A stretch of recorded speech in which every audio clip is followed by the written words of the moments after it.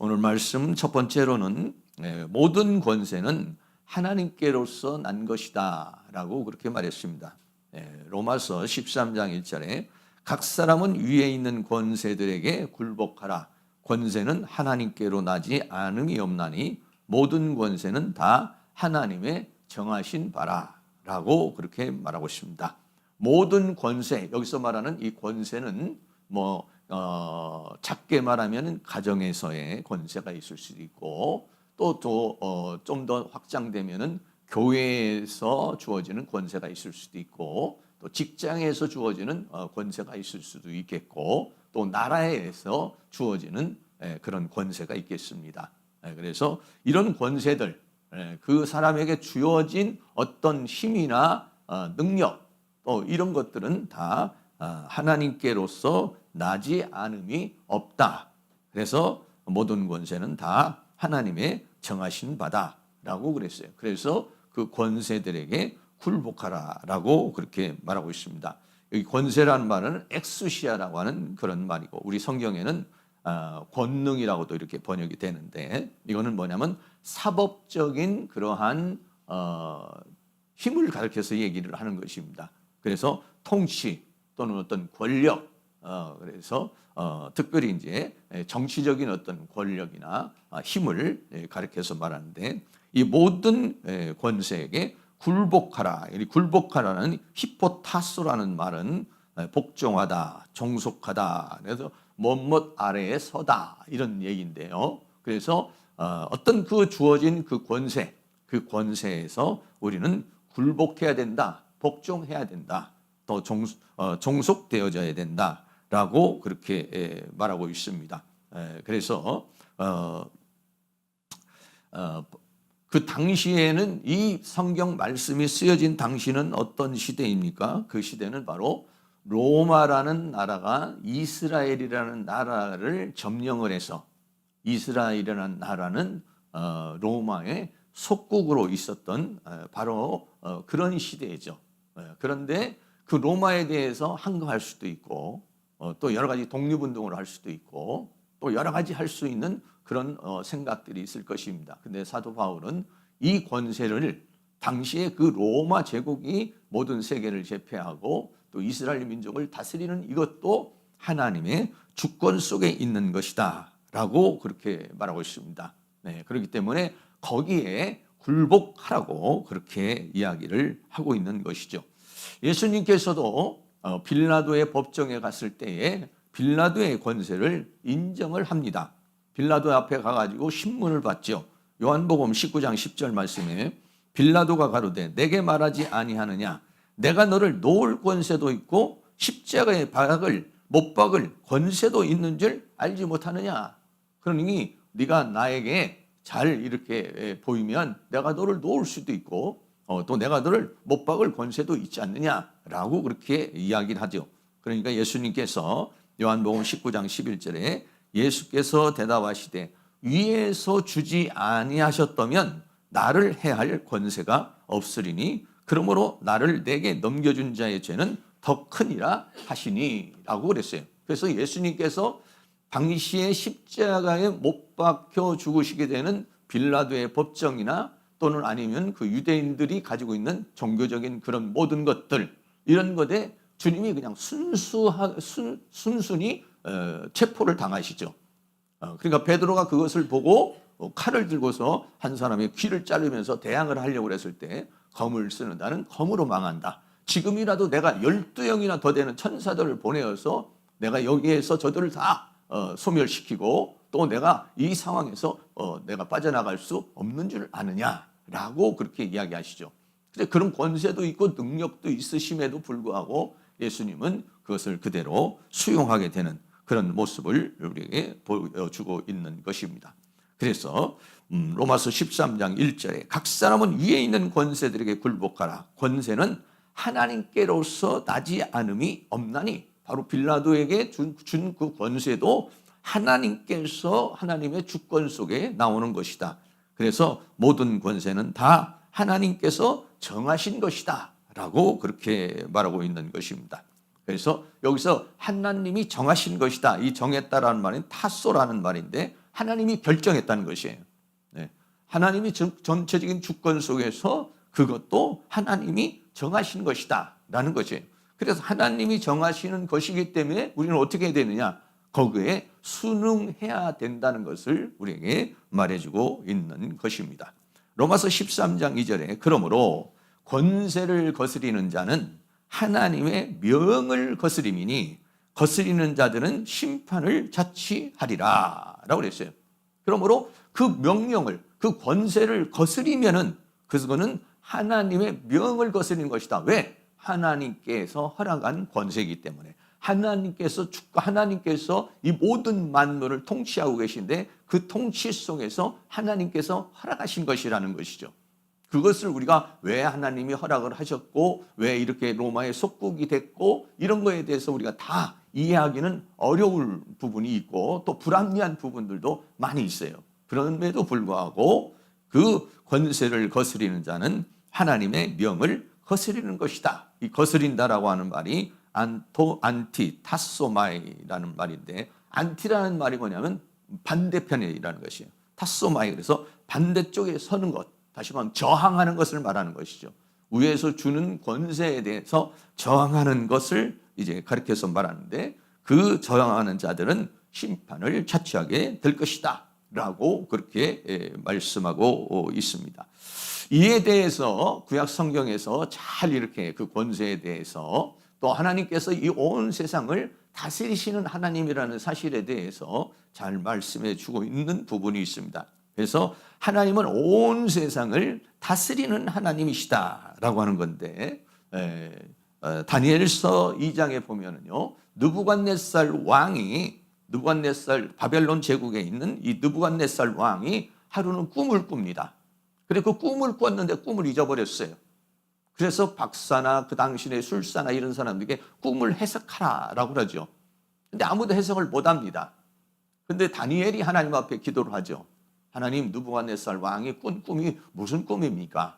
라고 하니까 하나님께서 그것을 알려주셔서 그래서 이제 다니엘이 느부갓네살 왕이 꾼 꿈에 대해서 해석을 해주는 그런 부분이 나옵니다.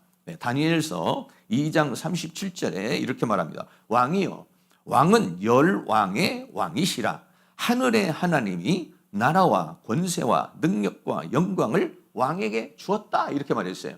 그러니까 바벨론 제국이 이제 그 세계를 제패를 하고 당시의 세계를 제패를 하고 그리고 이제 이스라엘 백성들은 바벨론에 의해서 포로로 잡혀가고 이런 상황 가운데 있었는데 다니엘은 뭐라고 말하면 하나님이 느부갓네살에게 나라와 권세와 능력과 영광을 왕에게 주신 것이다 라고 그렇게 말합니다. 또 더 나아가서는 2장 38절에 인생들과 들짐승과 공중의 새들 어느 곳에 있는 것을 물어나고 그것들을 왕의 손에 붙이사 다 다스리게 하셨으니 왕은 곧 그 금머리입니다 라고 그렇게 말씀하고 있는 것입니다. 그러니까 바벨론 제국이 세계를 제패할 수 있었던 것도 하나님의 허락 속에 있었다는 것입니다. 하나님께서 그 느부갓네살 왕이 그 세계를 제패할 수 있는 힘도 주시고 능력도 주셔서 그래서 그가 이제 바벨론을 제국을 통해서 온 세상을 통치할 수 있는 그런 상황이 된 것이다 라고 그렇게 이야기를 하고 있습니다. 그리고 더 나아가서는 무슨 꿈을 꾸게 되느냐면 바벨론 제국 이후에 될 일까지도 이야기를 해줍니다. 그래서 다니엘서 2장 39절은 왕의 후에 왕만 못한 다른 나라가 일어날 것이요 라고 그랬어요. 그래서 다른 나라가 또 일어날 것이다. 그러니까 바벨론 제국이 멸망을 하고 그리고 다른 나라가 설 것이다. 이것도 뭐냐면 하나님의 주권 속에 작정 속에 있다는 것입니다. 그리고 세 번째로 또 놋 같은 나라가 일어나서 온 세계를 다스릴 것이며 그랬어요. 바벨론 제국이 무너지고 그 다음 나라가 서고 그 다음 나라가 또 쓸 것이고 하면서 그런 나라들을 다 서게 되고 결국 나중에는 하나님의 나라가 이제 세워지는 그런 역사가 일어나게 될 것이다 그랬어요. 다니엘서 2장 44절에 이 열왕의 때에 하늘의 하나님이 한 나라를 세우시리니 이것은 영원히 망하지도 아니할 것이요 그 국권이 다른 백성에게로 돌아가지도 아니할 것이요 도리어 이 모든 나라를 쳐서 멸망하고 영원히 살 것이다 라고 그랬어요. 그래서 그 느부갓네살 왕이 그 신상을 봤는데 그 신상에서 돌멩이가 하나가 나오더니 신상을 빵 하고 부서뜨리고 난 다음에 돌나라가 만들어지는 그런 것을 보는데 그 돌나라는 무슨 나라를 상징해 주고 있냐면은 바로 하나님의 나라, 새하늘과 새 땅의 세계, 영원한 하나님의 나라를 말씀해 주고 있습니다. 그러니까 바벨론 제국을 시작을 해서 여러 왕들이 거쳐서 세계를 제패를 하게 될 것인데 그 이후에는 하나님의 나라가 설 것이라는 것을 하나님이 그런 계획을 가지고 계시다는 거예요. 하나님이 그것을 작정하고 있다는 것을 말해주고 있는 것이죠. 그래서 한 나라가 세워지고 한 나라가 망하는 이런 모든 것들이 하나님의 주권 속에 있다라고 하는 것을 말해주고 있는 것입니다. 이 느부갓네살 왕이 본 금신상이 바로 이렇게 생겼습니다. 그래서 제일 위에는 금으로 되어 있어요. 금으로 되어 있고 그 다음 팔과 몸은 은으로 되어 있어요. 그 다음에 배와 이쪽에는 동으로 되어 있어요. 그리고 그 밑에 다리는 철로 되어 있어요. 그 다음에 발가락이 있죠. 발가락은 철과 진흙으로 되어 있어요. 네, 그리고서 이제 돌이 날라오게 되는데 이거를 지금 나라를 상징하고 있는 것이다. 이런 것이에요. 그래서 금으로 된 나라는 뭐냐면 바벨론 제국. 그러니까 지금 현재 다니엘이 살고 있었던 그 시대를 바벨론 제국이라 이렇게 말했어요. 그리고 그 바벨론 제국이 이제 그 다니엘 시대에 무너져요. 한순간에 무너집니다. 그리고 메데 파사라고 하는 나라가 세워서 또 세계를 지배를 하죠. 그리고 메데 파사라는 나라가 지배를 하다가 그 다음엔 헬라 제국이 일어납니다. 알렉산더 대왕이 나와서 세계를 또 제패를 합니다. 세계를 제패하고 난 다음에 그 다음에 일어난 나라가 누구냐면 로마라고 하는 그런 나라예요. 그러니까는 구약에서 지금 다니엘이 지금 이야기하고 있었던 시대는 금머리인 바벨론 제국이고 그리고 신약 성경에서 오늘 지금 본문에 나타난 그 말씀의 배경은 로마라는 제국이죠. 근데 이런 것들이 하나님의 주권 속에 하나님의 계획 속에 있다는 것을 얘기를 해주고 있어요. 그리고 그 로마라는 나라가 끝나고 나면은 어떤 나라가 오냐면 열국이라 해서 이거는 마지막이죠. 발가락 나라를 가리켜서 말하고 있는데 이 발가락 나라 열국을 뭐라고 그러냐? 적그리스도 국가라고 이렇게 말하는 것입니다. 특별히 여기에서 있는 바벨론이나 메데 파사나 헬라나 로마나 열국이나 이런 것들은 전부 다 기독교를 핍박하는 그래서 적그리스도 국가의 예표로 나타나고 있는 것이죠. 네. 그런데 마지막 나라에서는 열발가락이니까 열왕을 얘기하는데 이 열왕이 나뉘어져 있지만 한 덩어리가 돼가지고 적그리스도가 나와서 그래서 세계를 지배하게 될 것이다. 이게 이제 요한계시록에서 나타나는 바로 짐승의 세계, 바로 적그리스도의 세계를 가리켜서 말하고 있는 것이죠. 그래서 하나님께서는 이렇게 느부갓네살 왕을 통해서 다니엘을 통해서 하나님께서는 이 모든 세계를 다 이렇게 작정하고 계시고 하나님의 주권 속에서 나라의 흥망성쇠를 주장하시는 분이 하나님이라고 하는 사실을 우리에게 말해주고 있는 것이다는 것이에요. 그렇기 때문에 원론적으로 봤을 때 이 모든 나라를 다스리고 이 모든 왕을 세우고 패하고 하는 모든 것들이 하나님의 주권 속에 있기 때문에 그 주권을 어떻게 하느냐 거기에 받아들여라 이런 얘기예요.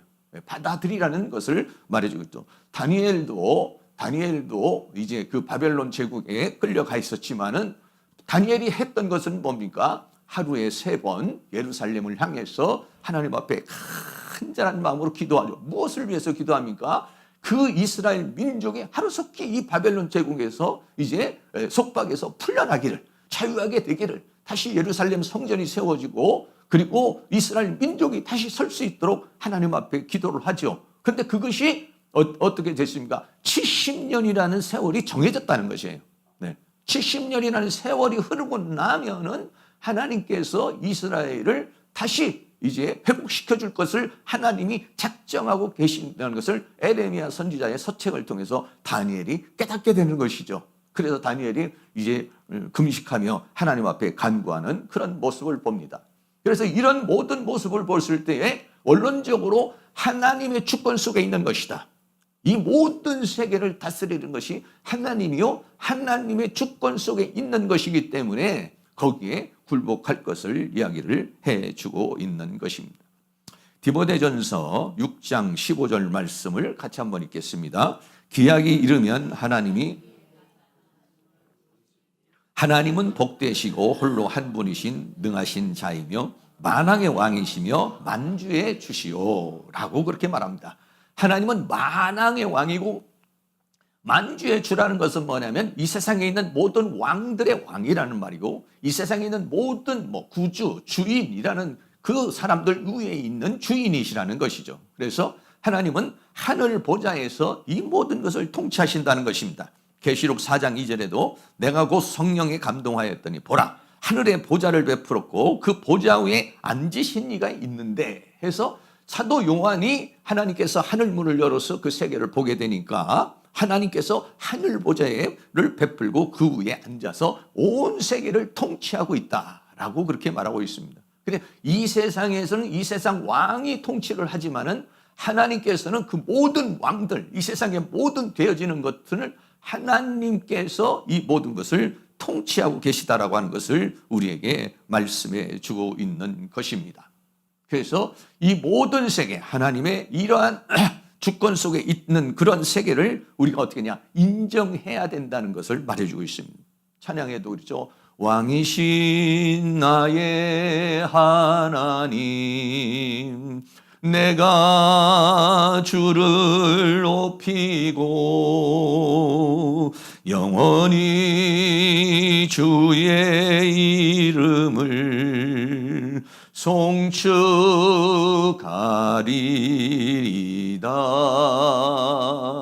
하나님은 만왕의 왕이시며 만주의 주시며 하늘 보좌에 앉아서 이 모든 세계를 통치하는 것이기 때문에 이 세상에 있는 모든 권세가 하나님으로부터 나오는 것이다 라고 그렇게 말씀하고 있습니다.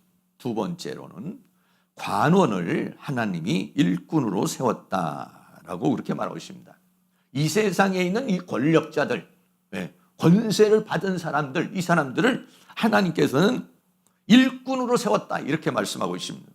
로마서 13장 3절에 관원들은 선한 일에 대하여 두려움이 되지 않고 악한 일에 대하여 대나니 내가 권세를 두려워하지 아니하려느냐, 선을 행하라 그리하면 그에게 칭찬을 받으리라 라고 그랬어요. 여기서 말하는 관원들은 선한 일에 대해서 두려움이 되지 않고, 다시 말하면 내가 선한 일을 하고 있고 법을 지키고 있다면 관원이 두려울 게 없다는 것이죠. 그러나 악한 일을 내가 하고 있다라면, 죄를 저지거나 법을 어긴다라고 하면은 그러면 내가 권세자에게 들킬까 봐 두려워하는 것이다. 그러므로 네가 만약에 권세자를 두려워하지 않으리라 그러면은 선을 행하라. 그러면 오히려 권세자들이 두려움이 되지 않고 그에게는 칭찬을 받게 될 것이다 라고 그렇게 말씀하고 있는 것입니다. 여기서 말하는 이 관원이라는 말은 아르콘이라는 말입니다. 아르콘이라는 말은 통치자, 다스리는 자를 가리켜 말해요. 그러니까는 일반 그런 국가를 경영하고 국가를 다스리는 그 국가에서 주어진 통치, 이것을 가리켜서 이야기를 하고 있는 것입니다. 또 로마서 13장 4절에는 그는 하나님의 사자가 되어 내게 선을 이루는 자니라. 그러나 내가 악을 행하거든 두려워하라. 그가 공연히 칼을 가지지 아니하였으니 곧 하나님의 사자가 되어 악을 행하는 자에게 진노하심을 위하여 보응하는 자니라 라고 말했습니다. 여러분, 우리가 여자분들은 잘 모르시겠지만은 운전을 이렇게 하고 다니면은요, 가끔가다 이제 교통경찰이 있어요. 경찰이 있어요. 그러면은 운전하고 가는 사람이 만약에 안전띠를 하지 않았다든지 아니면은 법규를 어겼다든지 이렇게 하게 되면 신호를 위반했다든지 이러면요, 경찰이 딱 서 있으면요 두려워요. 그런데 그 경찰이요, 내가 모든 걸 다 준수하고 안전띠도 다 매고 그리고 신호등도 다 지키고 그 법에 어긋남이 없으면은요, 그 교통경찰은요 나에게 두려움이 되는 것이 아니라 나에게 오히려 모든 질서를 잘 맞춰갈 수 있도록, 내가 잘 모든 것들을 행할 수 있도록 돕는 사람이 되는 것이다 라는 거예요. 그래서 그는 하나님의 사자가 되어 이렇게 말했어요. 사자가 됐다고 그랬는데 이 사자라는 말이 뭐냐면 디아코노스라는 말이에요. 이 디아코노스라는 말은 뭐냐면 집사라는 말로도 이렇게 번역이 되고 일꾼 또는 섬기는 자다 이런 말이 있어요. 하나님께서 세상에 권세를 주는데 그 권세를 받은 사람들을 하나님께서는 사자로 쓰고 있다. 다시 말하면 하나님의 일꾼으로 사용하고 있는 것이다 라고 하는 거예요. 그러니까 하나님께서 다 교통경찰이나 어떤 악한 일을 하거나 나쁜 일을 하는 사람을 일일이 관여할 수가 없잖아요. 그러니까 각 국가마다 어떤 법을 정해서 그거를 실행하고 있는데 그것을 하나님이 허락하고 있는 것이다 이런 얘기예요. 네. 그렇기 때문에 우리는 거기에 맞춰서 삶을 살아야 된다는 것을 말해주고 있는 것이죠. 그러나 이 세상에 있는 국가의 모든 것들은 어떻습니까? 어떤 사람은 정말 정직하게 그렇게 그러니까 이 세상에서 내가 어떤 권세를 가지고 있는 사람 입장에서는 어떤 입장을 가져야 되냐면 내가 지금 하나님의 일꾼으로 하나님께서 나에게 주신 위임된 권한을 가지고서 내가 지금 행동하는 것이다. 내가 그 권세를 활용해야 되는 것이다. 이런 생각을 가져야 된다는 것이죠. 그 권력을 가지고서 내 이익을 위해서, 내 욕망을 위해서 또는 뭐 다른 목적을 위해서 사용하는 것이 아니라 하나님께서 나에게 이 권세를 위임해 줬으니 이 권세를 나는 하나님이 다스리는 것과 같은 그러한 공정성을 가지고서 또 이렇게 집행을 해야 된다는 것을 우리에게 말해주고 있는 것입니다. 사도 바울이 로마의 그 핍박을 통해서 이제 감옥에 갇히게 되는 모습을 보게 되죠. 감옥에 갇혔지만은 바울이 어떻게 그 부분을 대항을 합니까? 그 부분을 어떻게 대항합니까? 뭐 거기에서 막 반대 운동을 한다든지 뭐 이렇게 하지는 않지요. 어떻습니까? 그냥 감옥에서 그대로 받아들입니다. 그거를. 그대로 받아들이고요. 디모데후서 4장 8절에 보면 이렇게 말합니다. 이제후로는 나를 위하여 의의 면류관이 예비되었으므로 주곧 그러오신 재판장이 그날에 내게 주실 것이니 내게만 아니라 주의 나타나심을 사모하는 모든 자에게니라 라고 그랬어요. 그래서 하나님을 뭐라고 그랬냐? 의로운 재판관이라고 그랬어요. 그런데 지금 로마에서 자신에게 사형 언도를 내린 사람은 의로운 재판관이 아니라는 거예요. 불의의 재판관이라는 거예요. 불의의 재판관을 통해서 자기가 지금 사형을 받게 되고 참수를 당하게 되는 그런 상황이 왔다는 거예요. 그러나 자기가 만약에 죽음을 당하고 나면은 이제후로는 나를 위하여 의의 면류관도 여러 가지가 있는데 그 중에서 의의 면류관이라는 것을 말한 것은 뭐냐면 내가 죄인이 아니고 의인이라고 하는 것을 하나님이 확정해 주실 것이다 이런 얘기예요. 네. 의로운 재판관이신 하나님 앞에 가면 나는 이 세상 법으로는 죄인이 되었지만은 그러나 나는 하나님의 법 앞에 서게 되었을 때는 나는 바로 의로운 재판관을 통해서 내가 의로운 자라고 하는 의의 면류관을 주실 것이다 라고 그렇게 이야기를 하는 모습을 보게 되죠. 그래서 사도 바울도 그 당시에 그 로마의 권력에 대해서 그대로 순복하는 그런 모습을 보게 되는 것입니다. 그래서 바울은 결국은 디모데후서 4장 6절의 관제와 같이 벌써 내가 부음이 되고 나의 떠날 기약이 가까웠다. 그래서 죽음을 당하죠. 그래서 로마의 법으로 해가지고는 사도 바울이 죄인이고 참수를 당하는 것이지만은 하나님의 법으로 봐서는 이 바울은 죄인으로 죽는 것이 아니라 하나님의 의인으로 순교를 당하는 것이다. 전혀 다른 입장이죠.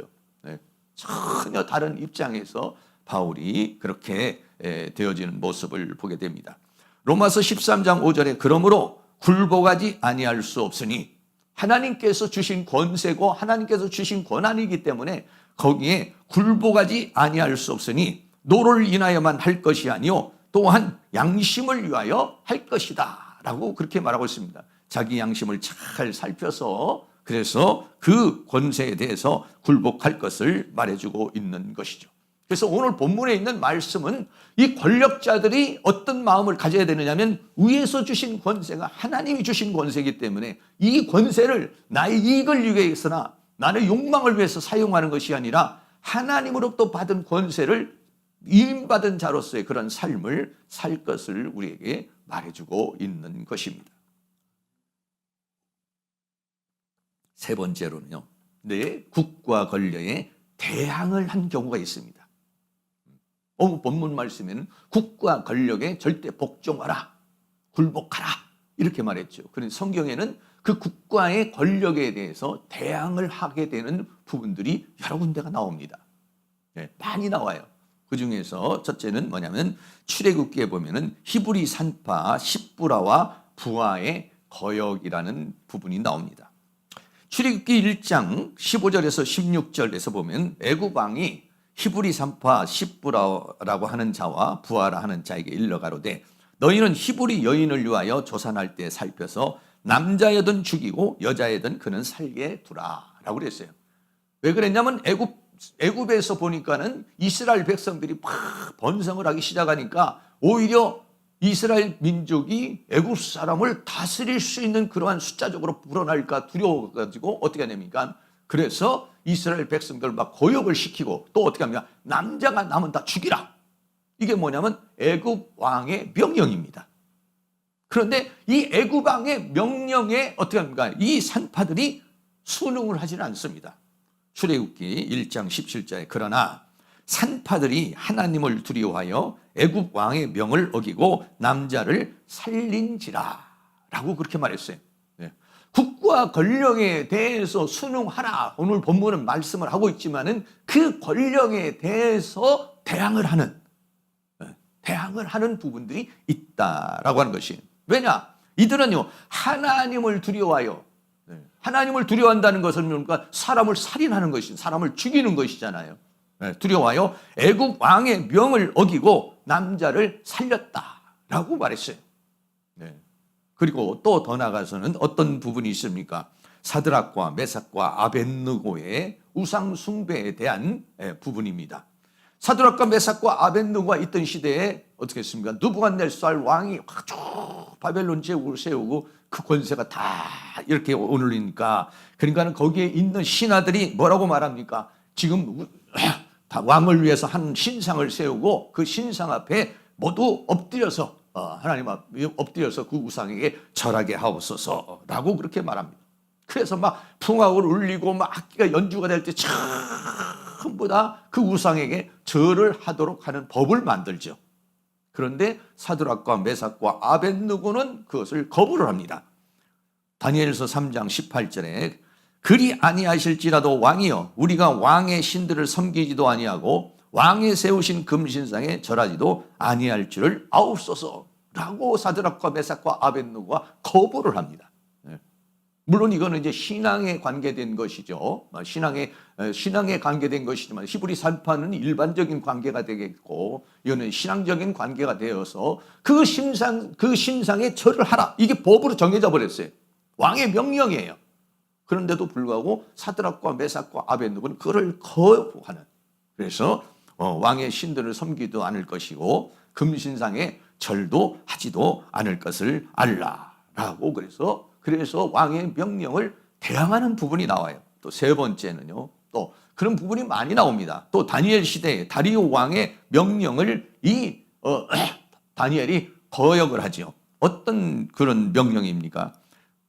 당시에 그 다니엘을 시기하는 사람들이 다니엘을 죽이기 위해서 그래서 한 법을 만들죠. 한 법을 만드는 것은 뭐냐면 지금부터 31일 동안 그 어떤 사람이라도 신에게 절을 하거나 기도하는 사람은 전부 다 사자굴에 들어가게 하는 법을 하나 만들었어요. 그래서 왕이 도장을 빵 찍었어요. 그리고 모든 백성에게 선포를 했어요. 그런데도 다니엘은 그 왕의 명령이 떨어졌는데도 불구하고 그것을 거부를 합니다. 다니엘서 6장 10절에 다니엘이 이 조서에 어인이 찍힌 것을 알고도 왕이 그 명령을 이제 인정한 것이다, 선포한 것이다는 거예요. 자기 집에 돌아가서는 그 방에 예루살렘으로 향하여 열린 창에서 전에 행하던 대로 하루 3번씩 무릎을 꿇고 기도하며 그 하나님께 감사하였더라 라고 말했어요. 다시 말하면 왕의 명령을 거부를 한 것입니다. 네. 왕의 명령을 거부한 이유가 뭐냐? 자기는 하루에 3번 하나님 앞에 기도하는 것을 멈출 수 없다 이런 거거든요. 네. 결국은 다니엘이 하나님의 도우심 속에서 사자굴에서도 나오게 됐고 그리고 그 정적들을 제거하는 그러한 역사가 일어나게 되는 모습을 또 보게 됩니다. 한 가지 더 말씀을 드리는데 신약 성경에 와가지고요 세례 요한이 헤롯 왕의 잘못을 지적하는 부분이 나옵니다. 네. 헤롯 왕이 잘못을 잘못하게 되니까 세례 요한이 그것을 질타를 하죠.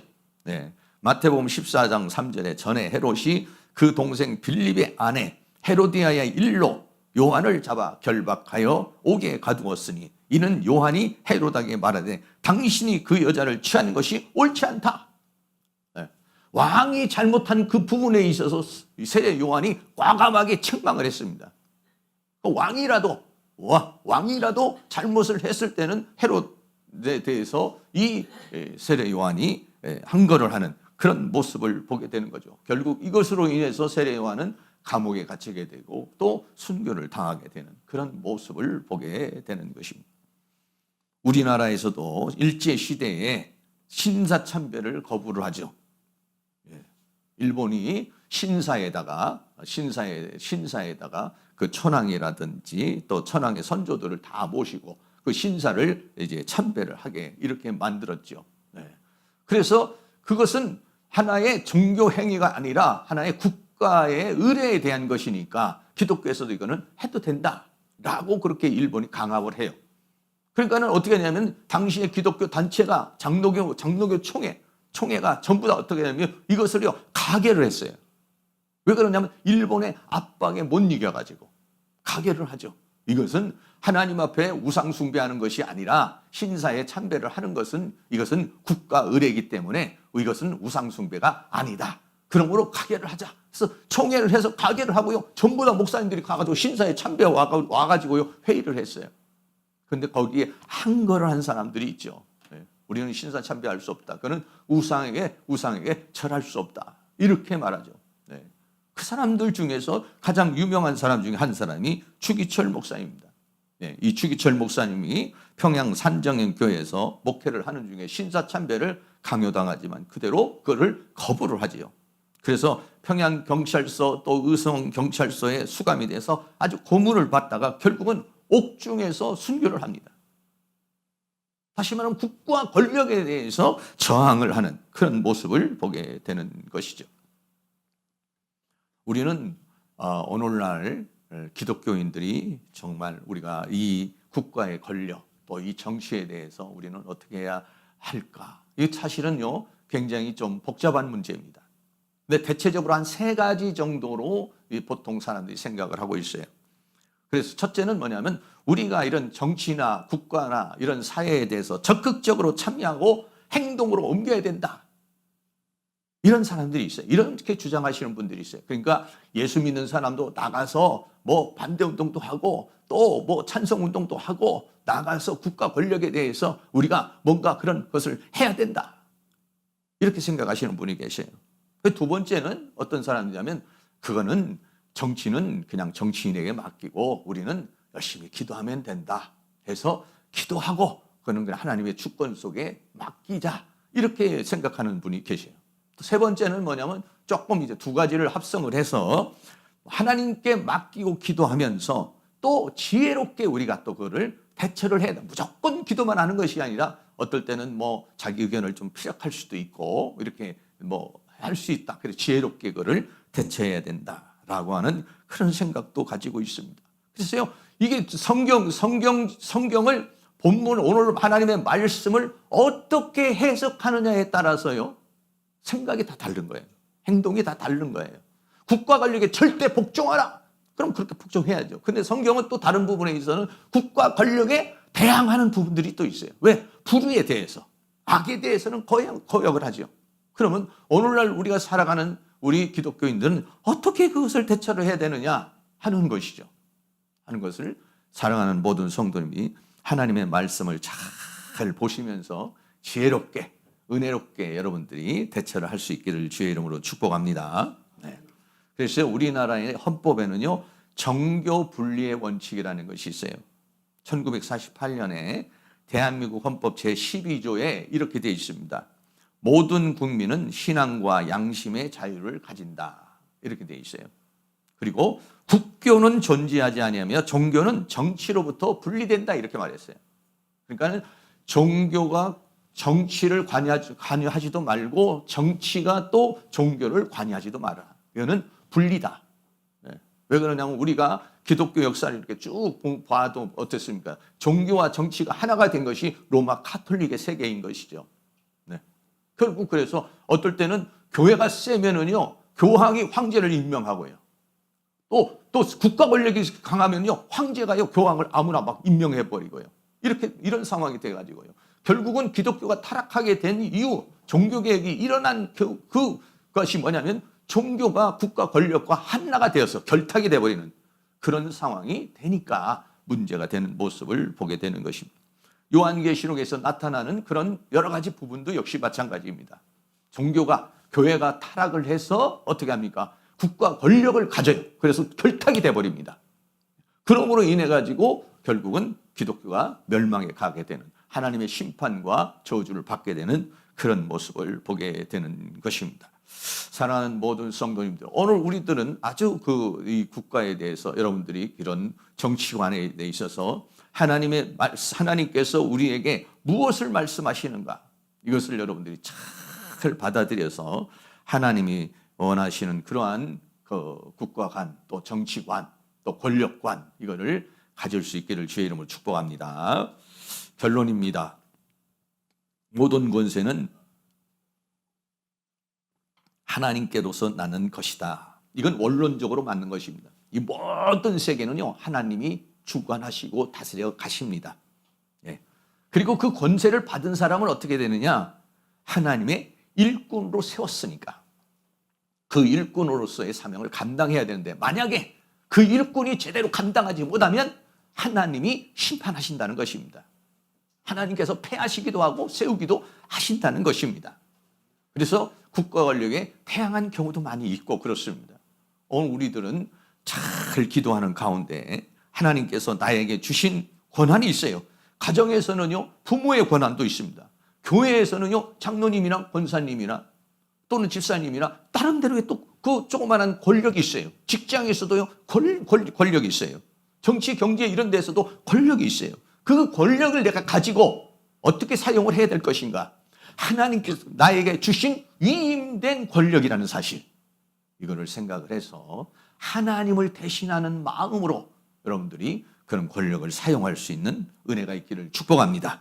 특별히 우리는 나라와 민족을 위해서, 그래서 어떻게 합니까? 기도 많이 해야 됩니다. 정말 위정자들이 하나님으로부터 받은 그 위임된 권한을 가지고서 우리나라를 잘 다스려 갈 수 있도록 하나님께서 은혜를 베풀어 주시옵소서. 저 위정자들에게 하나님의 은혜를 베풀어 주셔서 우리나라가 정말 하나님 보시기에 합당한 나라가 될 수 있도록 은혜를 베풀어 주시기를 원합니다. 특별히 교회들마다 전도의 불길이 타오르고 성령의 불길이 타올라서 더 많은 사람들이 예수 믿고 구원받아서 우리 믿음의 리더자들이, 믿음의 사람들이 국가, 경제, 정치, 이구대 다 리더자로 서서 하나님이 원하시는 그러한 나라를 경영할 수 있도록 하나님께서 은혜를 베풀어 주시옵소서. 하나님께서 이 나라를, 하나님이 원론적으로 주권적으로 우리나라를 이끌고 가시겠지만은 하나님께서 더 강력히 우리나라를 간섭하여 주시고 평화의 길로 인도하여 주시옵소서.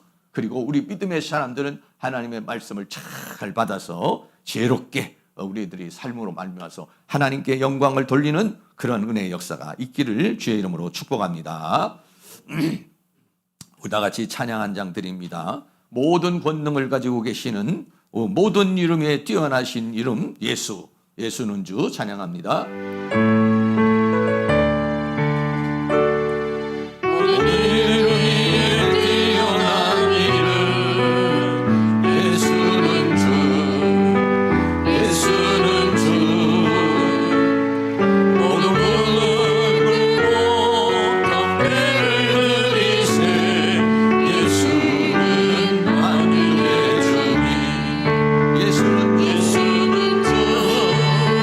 예수는 주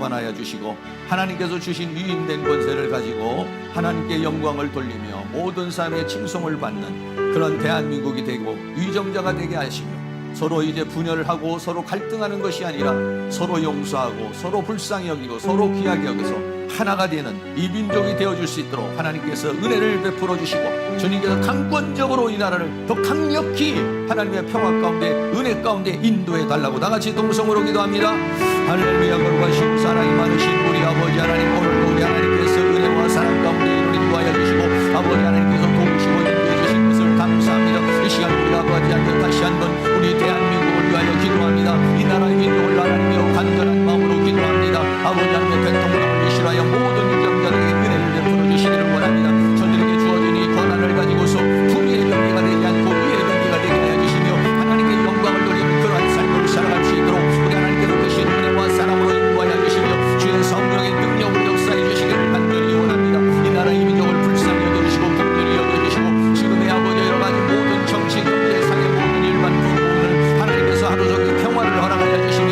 이 나라의 민족에 하나님의 은혜를 허락하여 주시고 하나님의 평강을 허락하여 주시기를 간절히 원합니다.